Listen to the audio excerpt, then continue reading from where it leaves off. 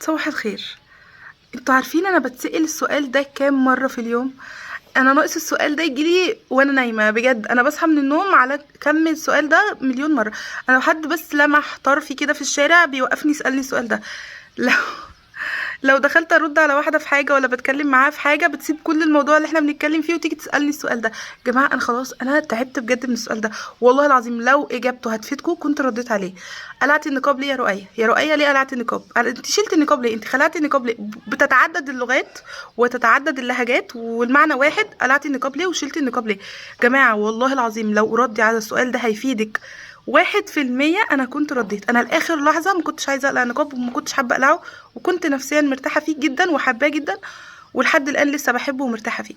بس الحمد لله قدر الله وما شاء فعل، في اسباب بتبقى غصب عن الواحد مش لازم أن يطلع يتكلم عنها.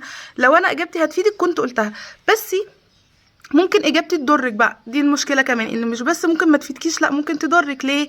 لانه مثلا افرضي انت اقوى مني، افرضي انت ربنا مديكي اسمها ايه، ما اعرفش، بس اللي مديك القوة او السبب او الاسباب ان او في عوامل مختلفة تانية عندك غير عندي تخليكي تصبري على النقاب وتبقي قوية ان انت تكملي بيه، وربنا يعني يجازيكي خير اكتر مني. ليه؟ لو انا مثلا قلت اسبابي ممكن ده يخليكي تضعفي تقولي ما هو. طب ليه بجد ليه؟ يعني الحمد لله قدر الله ما شاء فعل. وادعوا لي وانا بدعي لكم ربنا يصلح حالنا كلنا وييسر لنا كلنا. وانا لو كنت لابساه على انه فرض اكيد كنت يعني ما كنتش هحب ان انا اقلعه خالص. وحتى وانا لابساه على انه سنه ما كنتش حابه ان انا اقلعه خالص. ما تتجادلوش في الموضوع ده، الله يبارك لكم. والفيديو ده علشان ننهي حوار الاسئله ده، علشان انا مش هدخل ارد على حد في السؤال ده. تمام؟